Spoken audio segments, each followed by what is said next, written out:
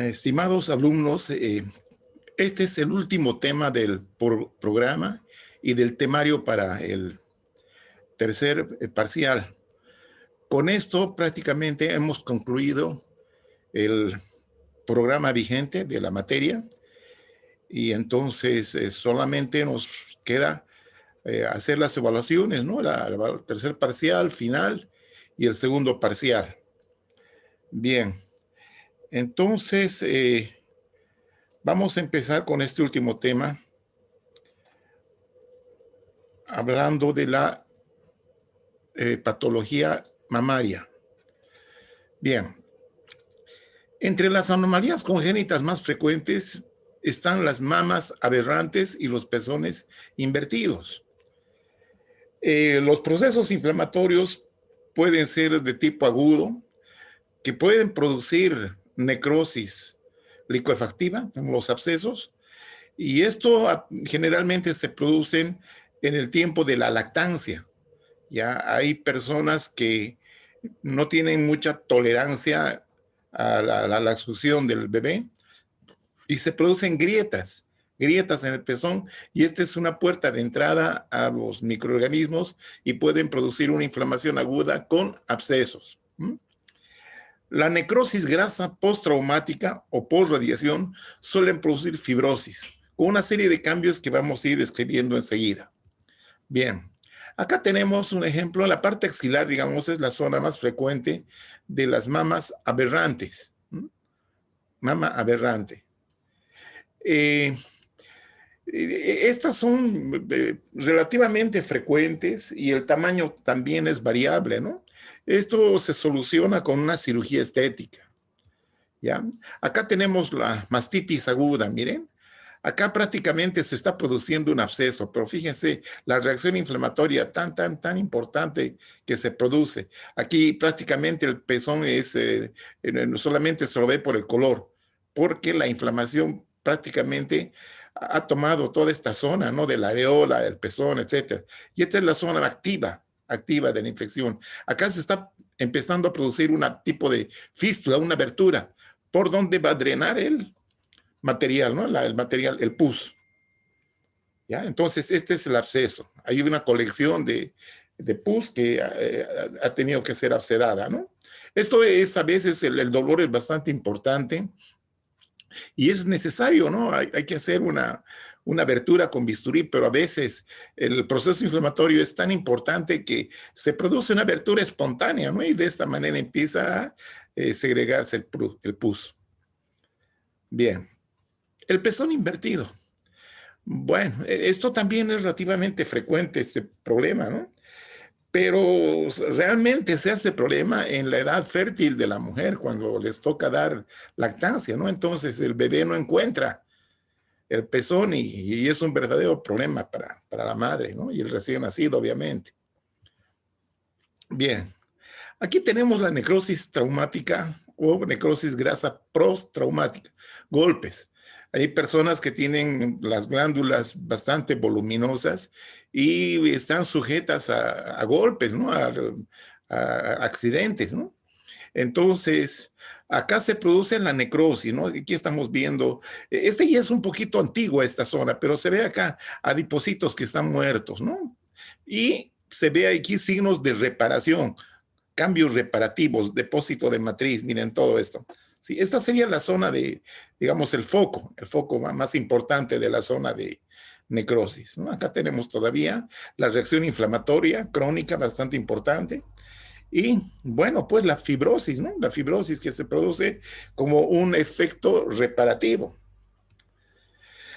Bien, aquí vamos a ver, vamos a hacer una vista panorámica de las estructuras normales de la mama y qué lesiones pueden asentarse en cada una de ellas.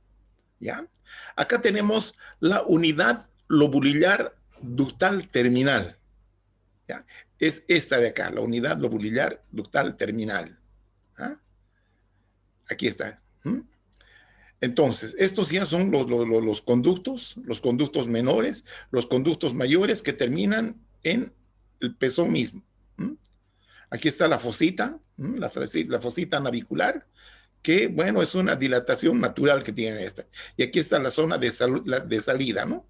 Bien, entonces estas son las unidades funcionantes, estos son adenómeros, son acinos. Y aquí están sus conductos. Este es el lobulillo. Cada uno de estos, vemos acá 1, 2, 3, 4 lobulillos en este conducto, digamos, principal, ¿no? Entonces, unidad lobulillar ductal terminal se llama esta. Bueno, ¿qué patologías nos va a producir esto? Los quistes.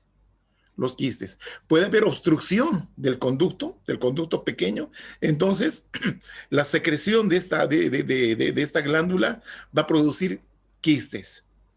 Estas dilataciones quísticas pueden producir una reacción inflamatoria en un principio y luego fibrosis, ¿no? Entonces, a esto se llama la adenosis esclerosante, ¿ya?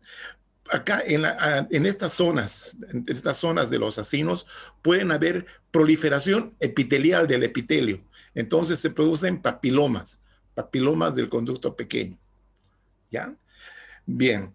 Entonces, estos papilomas de los conductos generalmente ocurren en los conductos, no tanto en el adenómero mismo, sino en el sistema de conductos excretores. Bien. El epitelio acinar y el epitelio ductal pueden también sufrir procesos de hiperplasia. Ya una hiperplasia, digamos, benigna, o bien una hiperplasia atípica, o finalmente que tienda a producirse un carcinoma. El carcinoma acinar que se llama, ¿no? Estos son los acinos, no se olviden. Estos son los conductos. Acino, conducto, ¿ya? Entonces, es interesante cuando uno ve la histología de la glándula mamaria, sobre todo en las zonas acinares, existe un tejido laxo, pálido acá, ¿sí? Que se llama el estroma lobulillar, que está aquí pintado de verde, el estroma lobulillar. Este es el lobulillo, dijimos, ¿no es cierto? Estos son los acinos, y este es el estroma lobulillar. Estos son los conductos, ¿ya? Entonces, cuando hay algún tipo de patología del estroma lobulillar, tenemos dos variantes, ¿no? El fibroadenoma, que se inicia acá justamente en este tejido estromal, fibroadenoma que ocurre en personas jóvenes, ¿no? En glándulas que están empezando a desarrollarse. Es bastante frecuente ver en jovencitas o adolescentes, ¿no? Y luego tenemos el tumor filodes, que es un fibroadenoma, pero es exageradamente grande, gigante. Bien, a nivel de la areola y pezón, en esta zona, ¿sí? Acá también tenemos fascículos musculares, músculo liso, ya que acá no representan, digamos, grandes cambios, ¿no? Si hay algún tumor del músculo, podría ser un mioma, ¿no? Pero es raro, bastante raro, ¿ya? Luego tenemos los conductos mayores y los senos galactóforos. Estos son los senos y estos son los conductos mayores. Este es el seno, esta dilatación, ¿sí? Conductos mayores y los senos galactóforos. ¿Qué podemos encontrar acá? En estos conductos mayores puede haber por un proceso inflamatorio una fibrosis importante, ¿ya? Que suele a veces estenosar la luz del conducto y empieza a dilatarse este conducto produciendo inflamación, fibrosis, etcétera, etcétera, ¿no es cierto? A eso llamamos la ectasia ductal, ectasia ductal.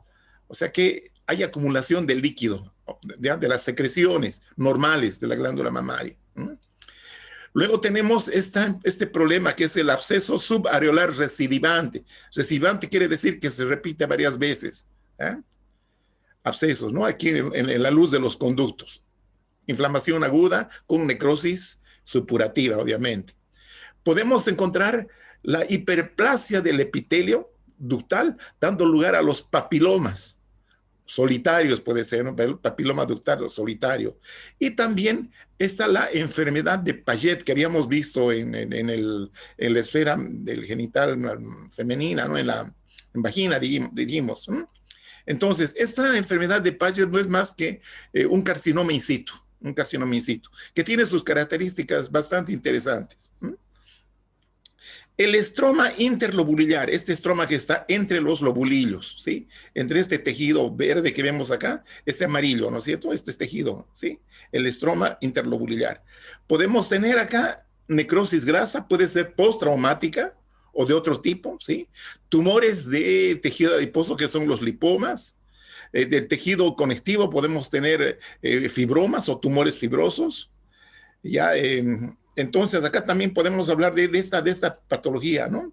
Hiperplasia o hipertrofia estromal sin adenosis. Bueno, fibromatosis, tumores malignos de este tejido de origen mesenquimal que se llaman los sarcomas. Ya, y luego tenemos acá el músculo pectoral y las costillas. Bien, entonces, viendo esto, vamos a poder entender las patologías que vamos a ver a continuación. Ya, acá tenemos en condición normal y aquí una situación de absceso. Entonces, ¿cuál ha sido el problema acá? Un tapón de queratina. Aquí es comparando con lo normal, miren, absceso normal. Aquí está el epitelio ductal y el epitelio estratificado plano del orificio del conducto, ¿sí? Y acá tenemos el seno, ¿no es cierto? O esa dilatacióncita. Bien, entonces este tapón de queratina provoca que las secreciones normales de la glándula se queden allá, ¿no? Formando una especie de caldo de cultivo para los microorganismos que viven saprófitamente en este sitio, ¿no? Entonces sí empieza a producirse un absceso, una necrosis licuefactiva, que a veces este material tiene que salir por algún lado, pero por acá no puede. Entonces tiene que buscar rutas alternativas, como ser las fístulas, ¿no es cierto? Las fístulas. Bien, entonces continuamos. Acá tenemos este conducto mayor, un conducto mayor. Miren esta fibrosis con inflamación crónica, pero aquí la fibrosis es bastante importante y este conducto que está colapsado, este conducto obviamente se ha dilatado, ha provocado una inflamación tal vez aguda en un principio, pero después se ha hecho crónica y luego vino la fibrosis, ¿no es cierto? Y esta es una imagen de lo que se llama la ectasia ductal. Ectasia ductal. Lesiones epiteliales benignas. Cambios mamarios no proliferativos y tenemos también los proliferativos y la hiperplasia atípica, ¿no? Que ya esta es una situación precancerosa. Lesiones epiteliales benignas. Cambios mamarios no proliferativos. Los proliferativos y la hiperplasia atípica. Bien. Entonces, hablamos de los cambios fibroquísticos. Hay fibrosis y dilatación de los conductos, pero acá no hay proliferación epitelial. Esto es importante. No hay proliferación epitelial. Se refiere a diversas combinaciones morfológicas, frecuente entre los 20 y 40 años de edad. Parece ser importante que la causa sea el desbalance hormonal. Entonces, ¿qué es lo que se ve a la histología? Formación de quistes por dilatación de los lobulillos, vale decir, de los acinos y de los conductos, ¿sí? Generalmente con metaplasia apocrina. O sea que lo que ocurre es que el epitelio de la glándula empieza a transformarse o se transforma en un tipo de glándula apocrina. Significa que con el producto de secreción parte de la célula va a ser eliminada, ¿no es cierto? ¿Se acuerdan de eso? Fibrosis, resultante de la inflamación. Adenosis sin hiperplasia epitelial por proliferación y dilatación acinar, perdón. Entonces acá hay proliferación de los acinos. Puede haber dilatación de las luces acinares, sí, pero estas adenosis más la fibrosis, a esto se llama la adenosis esclerosante. Adenosis esclerosante. Y acá tenemos, estos son los famosos quistes apócrinos. Aquí todo esto es apócrino, miren. Ahí estamos viendo, miren, los espoloncitos que luego se decapitan y van a formar parte de la secreción, del producto de secreción. Este es ya material, ¿no? Que va a ser eliminado con la secreción. Ahí estamos viendo, miren, estas como jorobitas. ¿Ah? Esto sería normal, digamos, pero aquí hay una metaplasia apocrina. Esta es una glándula apocrina. Bueno, quiste apocrino entonces, ¿ya? Mastopatía proliferativa sin atipía. Presentan proliferaciones epiteliales de lobulillos y conductos con o sin características atípicas. Acá entonces sería lo más correcto que no haya, por eso dice sin atipía, ¿no es cierto? Entonces esto es importante, ¿no? Entre estos cambios vamos a hablar de la hiperplasia epitelial. Se trata de un epitelio ductal o del lobulillo, ¿no? No se olviden que el lobulillo tiene dos componentes, el conducto y el acino. Eso no se olviden, por favor. ¿Ah? Entonces, epitelio proliferante de las células luminales y mioepiteliales en conductos y en acinos o lobulillos, ¿sí? La adenosis esclerosante, aquí volvemos a mencionar, proliferación de conductos terminales con fibrosis. El papiloma intraductal, esto ya es un tumorcito, ¿no? Proliferación fibroepiteliar ductular, o sea, del conducto. Presenta secreción serosa o sanguinolenta por pezón. ¿Eh? Puede malignizarse. Bien. Entonces, esto es lo que estamos viendo. Mire, este es un conducto y el epitelio se hace muy importante. Miren, crece, se prolifera, se multiplican las células epiteliales. ¿eh? Pero aquí no hay alteraciones en cuanto a su morfología, ¿no?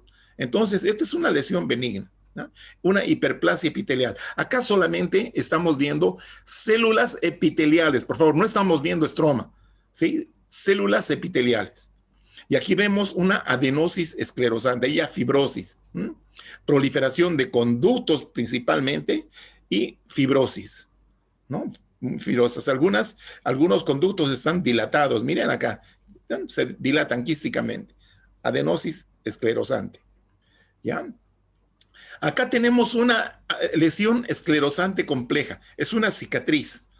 Ya puede ser producto de un trauma, de una inflamación, una infección bastante importante, donde no se ha recuperado, digamos, el parénquima mamario, ¿no? Sino ha sido sustituido por tejido fibroso, tejido cicatrizal. Esta es una cicatriz estrellada. Miren los conductos muy dilatados. Aquí tejido adiposo. Y aquí, pero es importante la presencia de la fibrosis, de esa cicatriz. Bien. Ahí tenemos, mire, es que aquí está abierto un conducto, muy dilatado. Y acá tenemos esta masa que es una proliferación epitelial y del estroma. Por eso se llama papiloma, ¿sí? Tiene que haber su tejido conectivo de base y alrededor está el epitelio. Acá no se ven, pero se ven estas formaciones papilares, miren. Estos son los papilomas intraductales, ¿ya? Acá vemos la mastopatía proliferativa atípica. Vemos acá, hiperplasia ductal atípica. Entonces, ¿qué es lo que estamos viendo? Los núcleos están más hipercromáticos, unos más grandes que otros. Aquí se ven algunas luces, digamos, de glandulares o pseudoglandulares, ¿no? Aquí hay fibrosis, un poco de inflamación. Entonces, esta es una hiperplasia ductal atípica, ¿no? Esto es por la forma de sus núcleos, ¿sí? Aquí solamente hay epitelio. Esto no es un papiloma, es un epitelio nada más. Hiperplasia epitelial, simplemente, del conducto. Por eso es ductal. Acá tenemos ya de los acinos, que se llama hiperplasia lobulillar.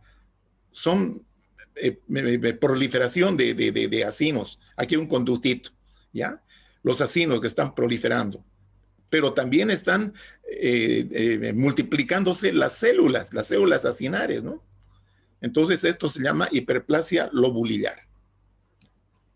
Ahora nos vamos a lo que es el cáncer. El cáncer se puede originar en los conductos o en los adenómeros, en los lobulillos que llaman acá, ¿no es cierto? Conductos o adenómeros glandulares.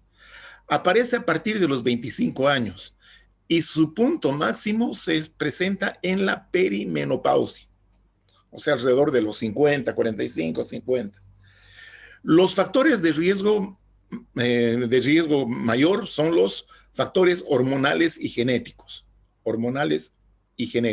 ¿Ya?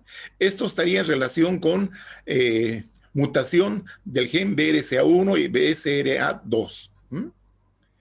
Entonces, es importante también los antecedentes, ¿no? antecedentes patológicos. Por ejemplo, acá dice, cánceres previos de endometrio u ovario aumentan el riesgo de aparición del cáncer mamario. Entonces, habíamos también comentado acá, ¿no es cierto? Factores de riesgo mayor son los desequilibrios hormonales, ¿sí? Los desequilibrios hormonales, ya que estas neoplasias, el carcinoma mamario, contiene receptores estrogénicos, o sea, las células cancerosas presentan receptores estrogénicos. Y esto es importante para su evolución, ¿no es cierto? Y para su tratamiento también, ¿no? Que si tienen o no tienen receptores estrogénicos. Vamos a ver enseguida. El 50% de los tumores de los cánceres se origina en el cuadrante superior externo de la mama. Y la mayoría se inicia en los conductos terminales, en las unidades ductales terminales. No así en los acinos, sino en los conductos más ya terminales, los más pequeñitos. La mayoría. Bueno, entonces tenemos acá un esquema sobre la carcinogénesis, ¿no? Carcinogénesis, perdón. Acá tenemos un aspecto normal o alteraciones no proliferativas, ¿sí? Prácticamente normal. Entonces, ¿qué puede ocurrir acá? Mutaciones de los genes, ¿no? De los genes. El BCR1 y el BCR2, bueno, pueden mutar. Entonces, ahí se desencadena estos cambios previos a la aparición del cáncer. ¿Ya? No proliferativa, proliferativa, hiperplasia proliferativa de las células epiteliales. ¿Ah? ¿Ya? Luego tenemos acá, si la cosa avanza, tenemos la hiperplasia atípica. No se olviden, estas mutaciones a nivel de la línea germinal pueden dar lugar a genes que regulan la apoptosis, inestabilidad genómica, que permiten que se sigan produciendo mutaciones adicionales, y acá entonces vamos a tener el riesgo de la pérdida de la inhibición del crecimiento, o sea, el control de crecimiento se pierde, como ocurre en el cáncer, cuando hemos visto, ¿no? El tema de neoplasia. Entonces acá ya tenemos una hiperplasia típica, luego tenemos el carcinoma in situ. Entonces ya, hasta este punto, las células cancerosas ya se han hecho autónomas, ya tienen un crecimiento autosuficiente y una replicación ilimitada por falta de control de crecimiento. Y además, hay factores que van a producir proliferación de vasos, ¿no es cierto?, para tener su propia alimentación estos tumores. El carcinoma in situ y luego tenemos el carcinoma invasor. Ahí estamos viendo, miren, pequeños conductitos cómo invaden el estroma. ¿Ah? Entonces, es importante esto, ¿no? Acá está la membrana basal, que hasta acá se mantiene completa, pero aquí empieza a fraccionarse y acá se pierde. Ya se pierde la normalidad de la membrana basal y empieza la invasión al tejido vecino. Bueno, y las células estromales, a medida que avanza toda esta evolución del tumor, van perdiendo su función, ¿no es cierto? Bien, clasificación del carcinoma mamario. Existe el carcinoma ductal in situ, CDIS, carcinoma ductal in situ, que se refiere a una proliferación neoplásica in situ. ¿Ya? Pueden haber en estos casos zonas de necrosis en la luz del conducto. Y cuando existe esta necrosis, se denomina comedocarcinoma. Todo esto incluye a la enfermedad de Paget. ¿Por qué se llama comedocarcinoma? Porque esas zonas de necrosis son bastante pastosas, densas. Y muchas veces cuando el tumor llega al laboratorio de patología, uno cuando corta, presiona el tumor y empiezan a salir unos cilindritos, así como pasta dental, de material necrótico, ¿no? Por eso es que se llama comedocarcinoma, como un comedón, ¿no? En la piel. ¿Eh? Entonces, ese es el ductal. Y luego tenemos el lobulillar, que se origina en el adenómero, ¿no es cierto? De origen acinar, dice acá. Carcinoma lobulillar in situ, CLIS. ¿Ah? Entonces, acá tenemos un comedocarcinoma. Ahí está la zona de necrosis, miren. Aquí es un carcinoma in situ, las figuras de mitosis, miren qué increíble. Aquí la alteración de las células, núcleos vesiculosos, a veces se puede ver nucleolo, bueno, núcleos hipercromáticos, pignóticos, y aquí en el centro la zona de necrosis. ¿Ah? El comedocarcinoma. Este es un carcinoma distal in situ tipo no comedo. Más bien acá hay estas proyecciones papilares, atípicas, por cierto, atípicas. ¿Eh? Es in situ. La membrana basal está todavía respetada. Ahí está, como papilomas, ¿no? Papilomas atípicos. Tipo no comedo, ¿no? In situ todavía.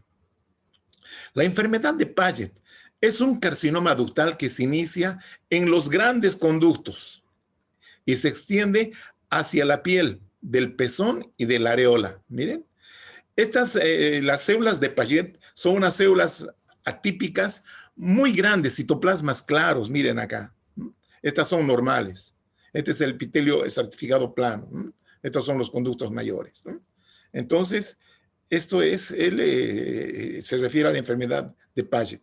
Es un carcinoma ductal in situ, no se olviden. Carcinoma ductal in situ. Ya, aquí tenemos la clínica de la enfermedad de Paget, ¿no? El pezón se lo ve como una área eczematosa, como una eczemita, ¿no? Como una infección crónica que no cura nunca. Aquí vemos en estos esquemas, ¿no? En nuestros dibujos. Ahí estamos viendo, ¿sí? Un conducto con la alteración in situ. Y acá vemos las células de Paget. Miren, así son claras. Esta es la piel de la areola o del pezón. Aquí estamos viendo ya la histología. Miren, estas son las células de Paget. Claras, grandes. Bien. Acá tenemos el carcinoma lobulillar in situ, o sea, en el adenómero, ¿no? Ya son los lobulillos que son atípicos, ¿no? Atípicos, proliferantes, con células atípicas, obviamente, pero respetando siempre la membrana basal. No han invadido, ¿ya? In situ, lobulillar in situ. Aquí luego tenemos el carcinoma infiltrativo, el que ya rompe la membrana basal e infiltra el estroma circundante. Tenemos el carcinoma ductal invasor, del tipo no especial. Este es el más frecuente de los cánceres que se presentan en la mama. Miren, un 70-80% de los casos es este tipo. ¿Ya? Si se produce intensa fibrosis en este cáncer, denominamos carcinoma escirroso. ¿Ya? Y es bastante duro, leñoso. Otra variante del carcinoma infiltrativo es el carcinoma medular. Se presenta en mujeres jóvenes sin fibrosis, sin desmoplasia, no hay fibrosis acá, ¿ya? Entonces acá vemos células tumorales de tipo sincicial, o sea, multinucleadas, y es importante la presencia de un infiltrado linfoplasmocitario, ¿ya? Bueno, y por último, bueno, otro tipo también vamos a ver, que es el carcinoma lobulillar del adenómero, invasor. Tiende a ser multifocal, que se presenta en varios sitios de la mama, puede ser bilateral y muy metastizante, o sea que es bastante agresivo. Ya, ahí tenemos el carcinoma ductal infiltrativo, ahí vemos, ¿no es cierto? En la mama. La piel es, clásicamente se ve como la piel de naranja enrojecida. Aquí está el tumor. Masas claras con extensas áreas de necrosis, hemorragia. Y acá vemos, ¿no? La proliferación de conductos. De conductos. Ahí vemos claramente. Carcinoma ductal infiltrativo. Y este es un carcinoma medular. Son más células más claras. A veces hay estos espacios con mucina. Bueno. Ahí tenemos, ¿no es cierto? Una pieza macroscópica. Clásicamente, ¿no? El tumor tiene esta forma estrellada, ¿no? Con sus proyecciones radiadas. Carcinoma mamario. Ahí está el ductal infiltrativo. Áreas de necrosis. ¿Cómo van estos conductitos infiltrando, ¿no? Infiltrado el estroma. Aquí está el estroma fibroso, ¿no? El estroma de la mama. Ahí hay bastante inflamación también se ve acá. Carcinoma ductal infiltrativo. Ahí tenemos el carcinoma medular. Son células más claras. A veces se forman células gigantes, como les decía, tipo sincitio, ¿no? ¿Ya? Ahí vemos la macroscopía. Es un tumor bastante suavito, el carcinoma medular. Mucha inflamación, miren, mucha inflamación de linfocitos y plasmocitos. Aquí tenemos el lobulillar invasor, ahí está, ¿no? Aquí vemos la clásica forma de invasión del carcinoma lobulillar. Es así en fila india, un patrón de fila india, en filas, miren. Esa es la característica de invasión de este tumor, el lobulillar, en fila india.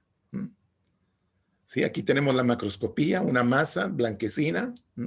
Puede haber áreas de necrosis, pero no son muy frecuentes, ¿no es cierto? Aquí vemos, ¿no es cierto? Algunos lobulillos atípicos, mucha inflamación, pero esto es lo que más nos interesa, ¿no es cierto? El patrón de infiltración, en fila india se llama, en fila india, así es. Bueno, tumores del estroma mamario. Les había comentado que están entre estos el fibroadenoma, que es el tumor benigno más frecuente. Aparece en la edad fértil como un nódulo solitario. Se cree que tiene influencia estrogénica. Bueno, es hormonodependiente. El tumor filodes es un fibroadenoma pero gigante y grosero. Probablemente se origina del estroma periductal. ¿Ya? Son de gran tamaño. Suele haber también una forma maligna que puede metastizar por vía hematógena, ¿no? Pero es muy raro. Del tumor filodes, la variante maligna es muy, muy, muy rara. Yo personalmente nunca la vi. Ahí tenemos los fibroadenomitas, ¿no? Nodulitos bien circunscritos, bien encapsulados, sobre todo en gente joven, mujeres jóvenes. Y aquí está la histología, ¿no? Hay esta proliferación del estroma que colapsa, ¿no es cierto? Los conductos, miren los conductos, los prolapsa, los colapsa, perdón. Ya el fibroadenoma, muy frecuente. Aquí está el tumor filodes. Uno ve esto y se asusta, ¿no? Dice, no, parece un cáncer, pero no, es un tumor benigno, pero es un exagerado crecimiento del estroma. Ahí tenemos la pieza que está extirpada, y aquí la histología. Es un fibroadenoma común y corriente, solamente que es muy grande y grosero, como les decía. Entonces acá tiene que ser importante, ¿no? La mastectomía. Bien, jóvenes, entonces hemos terminado nuestro programa de patología. Seguramente sus auxiliares ya les han indicado las fechas de los exámenes que ya se han fijado. Ya, de todas maneras, si no tienen conocimiento, comuníquense con ellos. Yo ya les pasé la semana pasada las fechas que me mandaron desde la dirección de carrera. Entonces, con ustedes, alumnos de patología, vamos a tener contacto el momento de los exámenes. Ya se les va a dar la hora. Yo les voy a escribir en la